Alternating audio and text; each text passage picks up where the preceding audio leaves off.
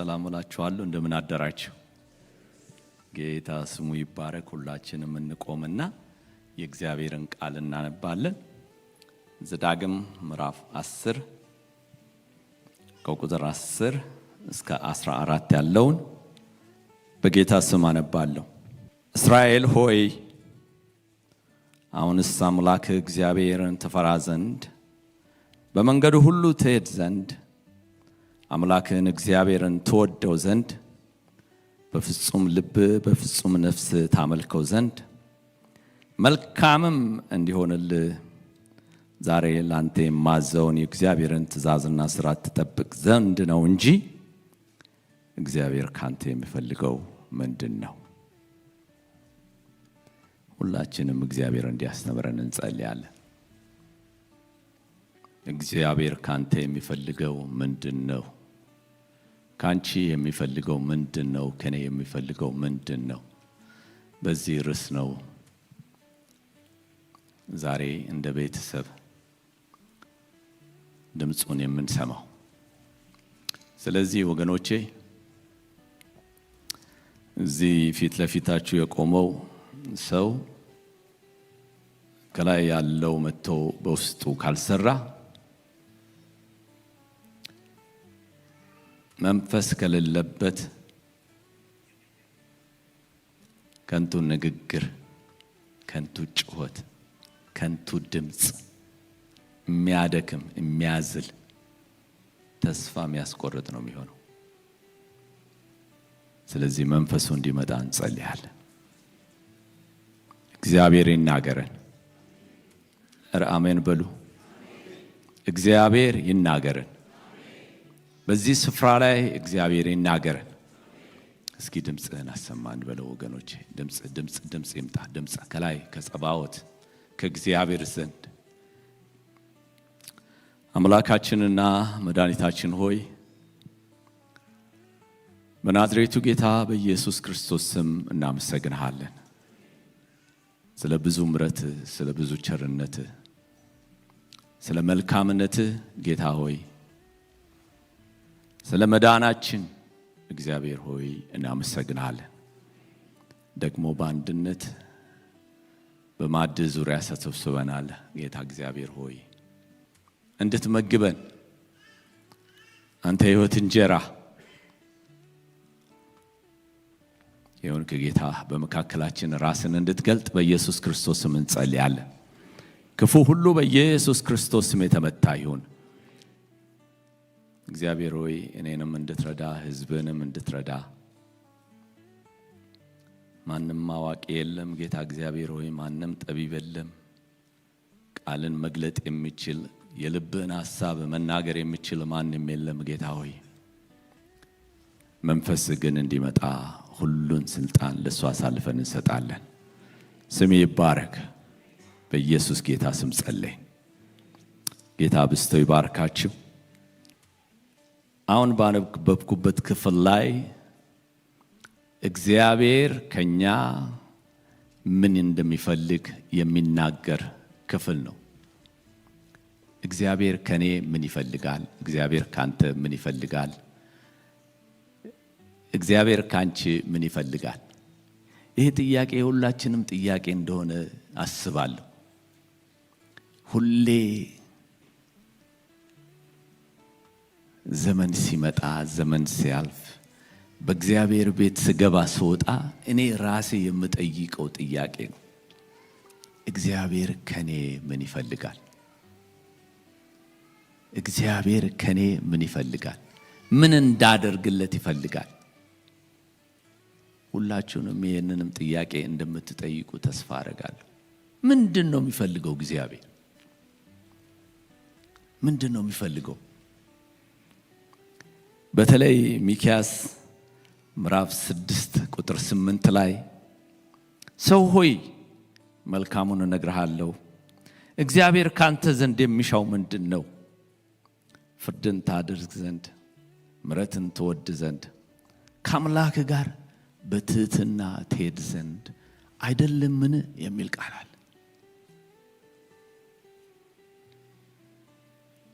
ከኛ የሚፈልገው እግዚአብሔር በጣም ከባድ ነገር አይደለም። የነን ክፍል ወደ ላይ ከፍ ብላችሁ ስታነቡት መስዋዕት አይደለም ይላል። መስዋዕትን አይደለም የሚፈልገው፣ ግን በትህትና እንድንሄድ በምሕረት እንድንሄድ ዘንድ በስርዓት እንድንሄድ ዘንድ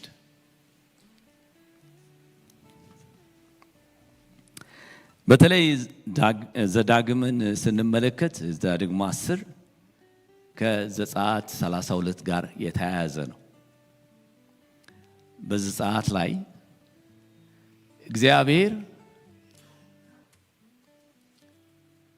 10ቱን ትእዛዛት ለሙሴ ከሰጠው በኋላ 40 ቀንና 40 ሌሊት ሙሴ ከእግዚአብሔር ጋር ጊዜ አሳልፎ ከዛ ከክብር ስፍራ ወደ ታች ሲወርድ ሕዝብ ሁሉ ይሄ ሙሴ የሚባለውን አናቅም፣ ስለዚህ ጣዖት ስራለን ብሎት አሮንን ገፋፍቶት አሮን ጣዖት ሰርቶ እያመለኩ እያሉ ሙሴ ሲወርድ እንመለከታለን። ሙሴ ከብስጭትና ከተስፋ መቁረጥ የተነሳ በእግዚአብሔር እጅ የተጻፈውን ያንን ጽላት ሲሰብር እንመለከታለን። መስበር ብቻ አይደለም፣ በዛ ስፍራ ላይ በጣም ብዙ ነገር ነው የሆነው። ሰበረው። የምሕረት አምላክ እንደገና ደግሞ በሌላ ጊዜ የመጽሐፍ ቅዱስ ጠበብቶች ምን ይላሉ? በመጀመሪያው 40 እና በሁለተኛው 40 መካከል ከ40 እስከ 45 ቀን ልዩነት አለ ብለው ያስባሉ። እንደገና ደግሞ 40 ቀንና 40 ሌሊት ሄዶ ሁለተኛውን ትእዛዝ ይዞ ከመጣ በኋላ የተጻፈ ነው ይሄ ክፍል። ስለዚህ እግዚአብሔር ቢያፈርስ እንኳን ቢሰብር እንደገና የሚጠግን ጌታ ነው። አሜን ነው። ቸል ብንል እንኳን ለምን 40 ቀንና 40 ሌሊት ቆየ ለሚለው አንዳንድ ሰዎች ሲናገሩ በጣም ክሊናፕ ነገር ሲሰራ ነበር ሙሴ ይላሉ። በቃ በአመጽ በርኩሰት እግዚአብሔርን በመካድ የተሰሩትን እነዛን ኃጢአቶችን እየጸለየ እንደገና ደግሞ ያንን የተሰራውን ፈሽቶ እያጠጣ በዛ ስፍራ ላይ ጊዜ እንደወሰደ እንመለከታለን። ግን ዛሬ 5 ነገሮች ነው የሚናገረው በዛ ስፍራ ላይ። እግዚአብሔርን መፍራት፣ በመንገዱ መሄድ፣ መውደድ፣ ማምለክ፣ ትእዛዙን መጠበቅ።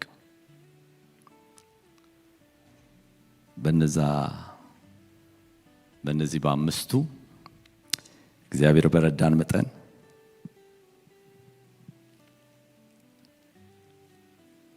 አብረን እንማራለን።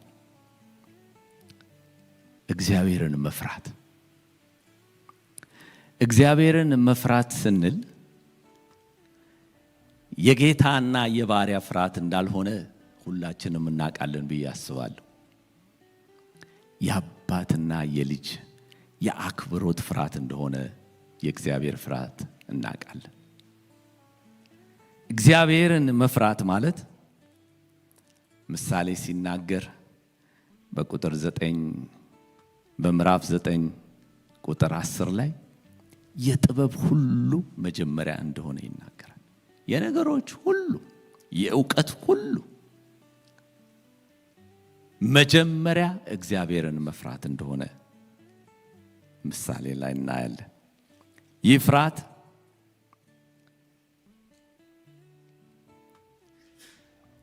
ወደ እግዚአብሔር በትህትና እንድንቀርብ የሚያደርግ ፍርሃት ነው። በፍቅር እንድንጠጋው የሚያደርግ ፍርሃት ነው። እንድንደበቅ ሳይሆን እንድንጠጋው፣ እንድንሸሸው ሳይሆን ይልቁንም ወደ እርሱ እንድንጣበቅ የሚያደርግ ፍርሃት ነው። የልጅና የአባት እግዚአብሔርን መፍራት ማለት እርሱ በሌለበት ቦታ እንደሌለው ማወቅ ማለት ነው። አልደፍርም ማለት ነው። የድፍረት ነገር አልሰራም ማለት ነው። አንዳንዴ ሰው ያየኛል ሰው አያየኝም ብለን የምናደርጋቸው ነገሮች በጣም አሉ። እኔም ማድረጋቸው አሉ። ልጆቼም እኔ በሌለውበት ሰዓትና እኔ በሌለውበት ሰዓት የሚያደርጓቸው ነገሮች አሉ። እኔ ስመጣ ሻዳውን የሚደረጉ ነገሮች አሉ። ግን እግዚአብሔር ያያል። አሜን ነው። እግዚአብሔር ያያል። ከእርሱ የተሰወረ ነገር የለም። ስለዚህ አስፈራርቶ የሚገዛ ደግሞ አይደለም ወገኖቼ። አንዳንዴ ብዙ ጊዜ ከክፉ መናፍስት አሰራር የተፈቱ ከዛ ከጨለማው መንግስት የወጡ ሰዎች እዛ ሲያመልኩ ሲገብሩ የነበሩ ሰዎች ኑራቸውንና ህይወታቸውን እንዴት እንደሚያስጨንቃቸው ሲናገሩ በጣም ነው የሚገርመው። ግን አምላካችን የፍቅር አምላክ ነው። ስለዚህ በፍርሃት በመንቀጥቀጥ በትህትና በፊቱ እንድንመላለስ እግዚአብሔር ከኛ እንድንፈራው ይፈልጋል። እንድንፈራው አንዳንዴ ቃሉ ምናልባት ሊከብድ ይችላል። አንዳንድ ልጆችን ምናምን ስናይ ይሄ ጋጠወጥ ምንለው ነገር አለ። ስርዓት አልባነት። ስለዚህ እግዚአብሔር በመፍራት በስርዓት በቤቱ እንድንመላለስ እንድናገለግል እግዚአብሔር ይፈልጋል። አሜን ይባላል። እዚህ ሌላው እንደገና ደግሞ ምንድነው? በመንገዱ መሄድ። በዚህ ስፍራ ላይ ያለ ቃል ነው ይሄ። በመንገዱ መሄድ። በመንገዱ መሄድ ማለት ወጥነትን የሚያሳይ ነገር ነው። ወጥ ወደ ቀኝ ወደ ግራ ሳይባል። በተለይ በእግዚአብሔር መንገድ ከሄዱ ሰዎች መካከል መጽሐፍ ቅዱስ ከሚናገራቸው አንዱ ሰው የእምነት አባታችን ሄኖክ ነው። ሄኖክም ይላል አካሄዱን ከእግዚአብሔር ጋር ስላደረገ አልተገኘም የሚል ቃል አለ።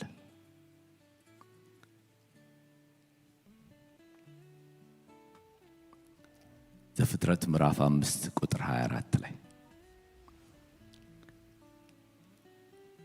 በዛ ዘመን ወገኖቼ ብዙ ሰዎች አሉ፣ የሚገቡ የሚወጡ፣ የሚያመልኩ የሚያስመልኩ፣ የሚያገለግሉ የሚያስገለግሉ። ግን ይህ ሰው አካሄዱን ከእግዚአብሔር ጋር አደረገ፣ ከአምላኩ ጋር አደረገ። በብሉይ ኪዳን ላይ ሞትን ካላዩት ከሁለት ሰዎች መካከል አንደኛው ሄኖክ ነው። ተወሰደ። ወገኖቼ ከኛ መካከል አንድ ሰው እንደዚህ እየገባ እየወጣ እያለ አምላኩ ወሰደው ብንባል ምን ይሰማን ይሆን? ምን አይነት ነገር ይሰማን ይሆን? ስለ አገልግሎቱ አይናገርም። ስለ ሄኖክ ስለ ስጦታው አይናገርም። ስለ ሄኖክ ግን አካሄድ እግዚአብሔር ይርዳን። እግዚአብሔር ይርዳን። እግዚአብሔር ይርዳን። በተለይ ህይወት ወይም ክርስትና የይሁድ የሁለት ሰዓት የሩጫ አምልኮ ሳይሆን የሰኞ የማክሰኞ የሮብ ሐሙስ የአርብ ቅዳሜ የቅድስና ህይወት ነው። እደግመዋለሁ ይህንን ቃል። ህይወት ወይም ክርስትና አካሄዳችን፣ አኗኗራችን በሁለት ሰዓት እሑድ መተን የምናመልከው ወይም የመዝሙሮችን ቅኔ ቁጥር ዘምረን ቃልም ሰምተን የምንሄደው ሳይሆን የሰኞ ማክሰኞ ሮብ ሐሙስ አርብ ቅዳሜ የዝግታ ህይወት ነው። ጌታ ይርዳን። ጌታ ኢየሱስ ክርስቶስ በዮሐንስ ወንጌል ላይ እኔ መንገድና ህይወት ነኝ አለ። እንድንመላለስበት፣ እንድንገባ፣ እንድንወጣ ሌላ መንገድ እንደሌለ ሲናገር ምን አለ? እኔ አለ ህይወትም ነኝ መንገድም ነኝ። በዚህ መንገድ እንድንራመድ እግዚአብሔር ይርዳን። ጌታ ይርዳን። ሌላው ጌታን መውደድ። የሚገርማችሁ ቅድም ሲዘምሩ እወድሃለሁ እጅግ አብዝቼ ከልቤ ጋራ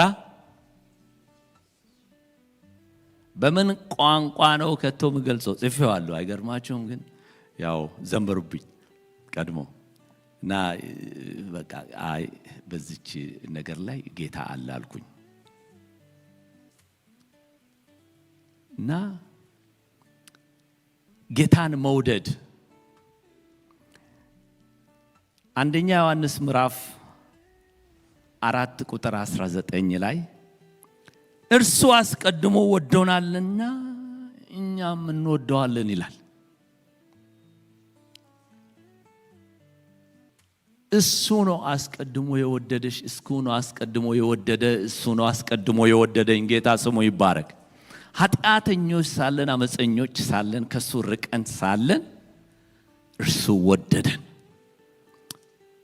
ከመውደድ የተነሳ አዳነን። ጌታ ስሙ ይባረክ። ስለዚህ እኛ የምንወደው እሱ ስለወደደን ነው ይለናል ዮሐንስ።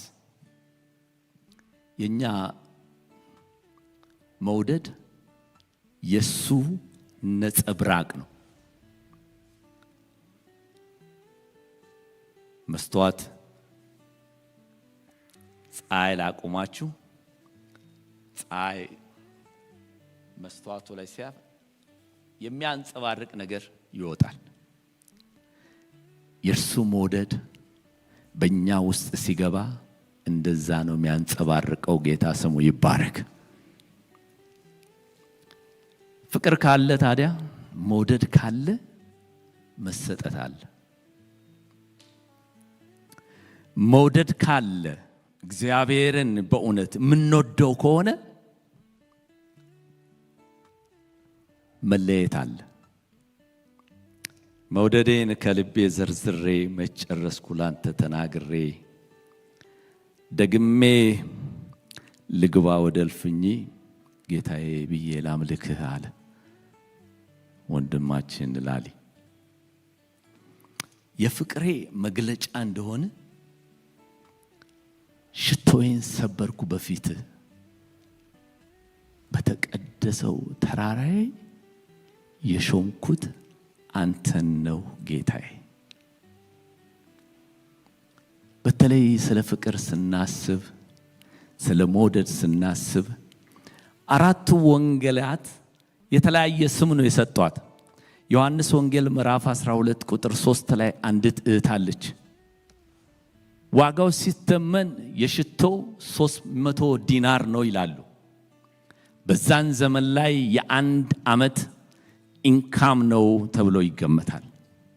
አምጥታ ያንን ሽቶ ሰበረችው። ጌታ ስሙ ይባረክ። በእግሩ ስር የሚገርመው የሽቶ መሰበር ብቻ ሳይሆን እዛ ጓዳ ውስጥ አገልጋዮች አሉ። የቤቱ ባለቤት ለምጻም የነበረ ነው፣ ተፈውሷል።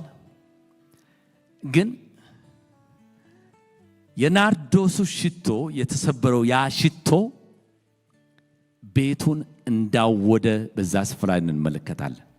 ወረድ ብለን ስንመለከት ይሁዳ ምን ያደርጋል? ካልኩሌት ያደርጋል። ይህ ሽቶ ተሽጦ ለድሆች ቢሆን፣ ፍቅር ያለ ሰው ደግሞ ምን ያደርጋል? ካልኩሌት አያደርግም። ለመስጠት ካልኩሌት አያደርግም። የብርና የሳንቲም ጉዳይ አይደለም፣ የህይወት ጉዳይ ነው። ጌታ ስሙ ይባረክ። እና ከዚህ ስፍራ ላይ የምናየው የወደደ ሰው በማቴሪያል አይደለም ራሱን የሚያየው፣ በገንዘብ አይደለም ራሱን የሚያየው፣ ነፍሱን ነው አሳልፎ የሚሰጠው። ስለዚህ እኔ ራሴን እያየው ነበር። አረጋለሁ ወይ እንደዚህ ሰው?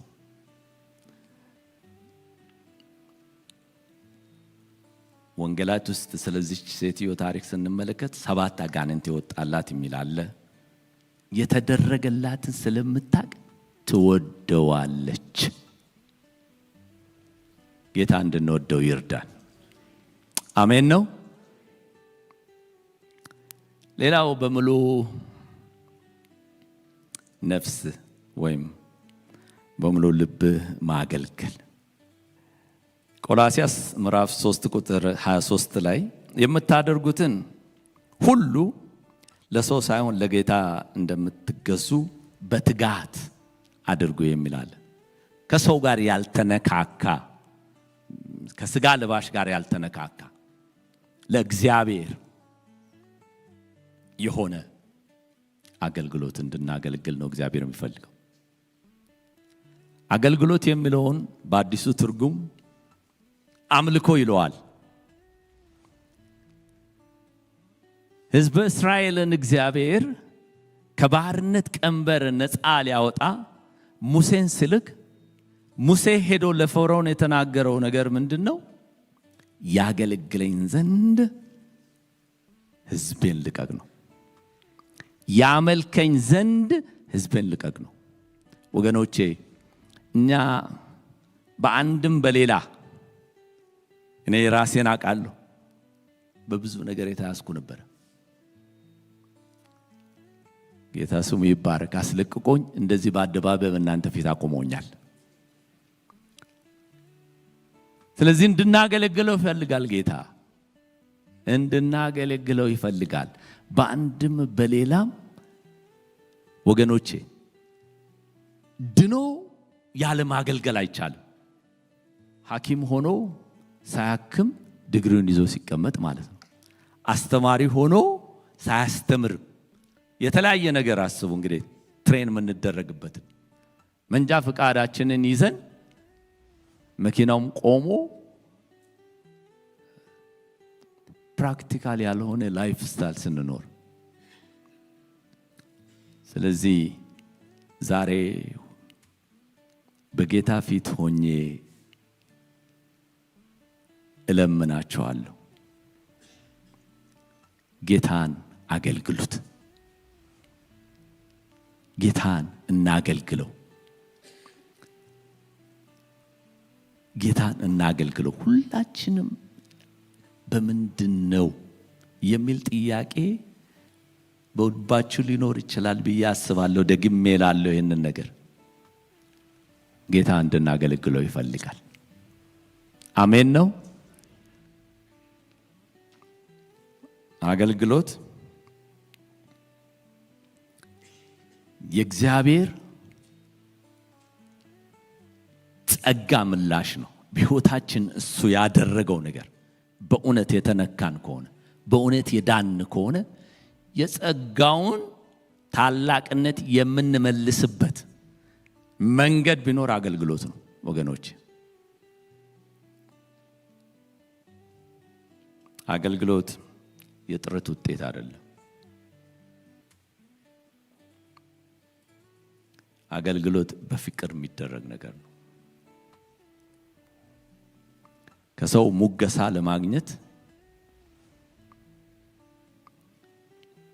ወይም እንደገና ደግሞ ተቀባይነት ለማግኘት የሚደረግ ነገር አይደለም። አገልግሎት የፍቅር ምላሽ ነው። አሜን ነው። ስለዚህ አገልግሎት ጊዜን ይጠይቃል። ለማገልገል ጊዜን ይጠይቃል። አገልግሎት ገንዘብ ይጠይቃል። ኪስ ውስጥ ይገባል እና እግዚአብሔር በፍጹም ነፍሳችን በፍጹም ልባችን እንድናገለግለው ይፈልጋል። የመጨረሻው ትእዛዙን መጠበቅ ነው። ትእዛዙን መጠበቅ ጌታ ኢየሱስ ክርስቶስ ማቴዎስ ወንጌል ምዕራፍ 11 ቁጥር 30 ላይ ቀንበሬ ልስልስ ሸክሜም ቀላል ነውና የሚል ቃል አለ። ትእዛዙ አንዳንዴ በቃ ማድረግ የማንችለው ነገር መስሎ ሊታየን ይችላል። እንዴት ከባድ ነው፣ እንዴት ሊሆን ይችላል፣ እንዴት የምንለው ጥያቄ ሊኖር ይችላል። ግን ጌታ በቃሉ ምን ይላል? ቀሊል ነው ይላል። ጌታ ስሙ ይባረክ። ቀሊል ነው። ይሄ ትእዛዝ እንደ ማኑዋል ነው እንበል።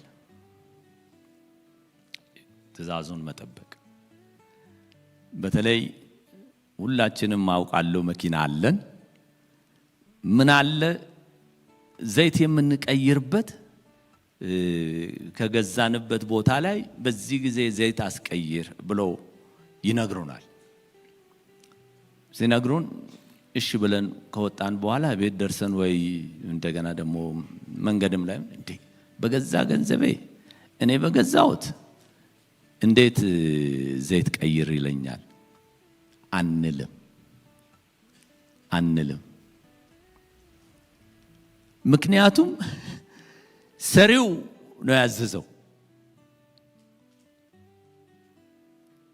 የሰራው ሰው አለ። ሰሪው ምን ይላል? በ3000 ማይል በ5000 ማይል ተስላዎች አሁን የላቸውም ዘይት ብሎ ማኑዋል አዘጋጅቷል። እግዚአብሔርም ለኛ የህይወት ማኑዋል አዘጋጅቶልናል። ስለዚህ ትእዛዙን እንድንጠብቅ ጌታ ይፈልጋል።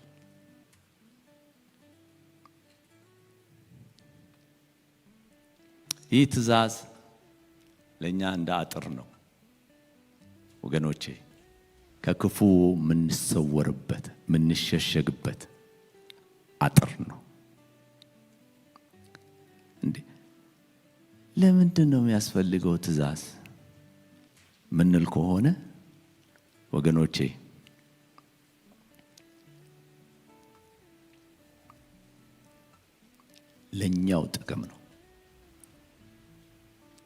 ለኛው ጥቅም ነው።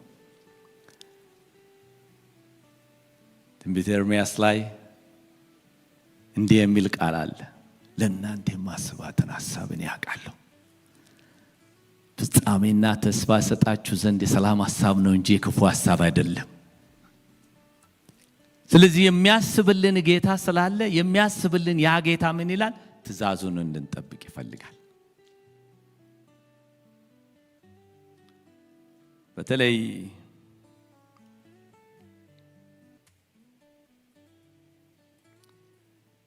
ዘዳግም 10 ቁጥር 13 ላይ በፍጹም ነፍስ ታመልከው ዘንድ መልካምም እንዲሆንልህ ዛሬ ላንተ የማዘውን የእግዚአብሔርን ትእዛዝና ሥርዓት ትጠብቅ ዘንድ ነው እንጂ የሚል ቃል አለ። መልካም እንዲሆንልህ፣ ለኔው ጥቅም፣ ላንቺው ጥቅም፣ ላንተ ጥቅም መልካም እንዲሆንልን እግዚአብሔር ትእዛዙን እንድንጠብቅ ይፈልጋል። ጌታ ስሙ ይባረክ። መልካምነትን የማይፈልግ ከእግዚአብሔር ቸርነትን መቀበል የማይፈልግ በመካከላችን ያለ አይመስለኝም። ግን ትእዛዙን ማንጠብቅ ከሆነ ከዚህ መልካምነት ጋር ጎን ለጎን ነው የምንተላለፈው።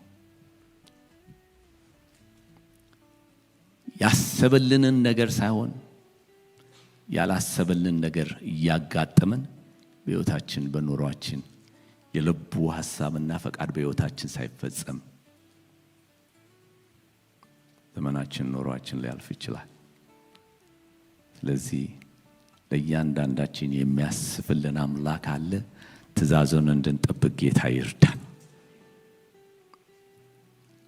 በመጨረሻ ምንድነው ምትለን ልትሉ ትችላላችሁ። እሺ ምን ላርግ ወገኖቼ? እግዚአብሔር የፍቅር አምላክ ነው። የፍቅሩን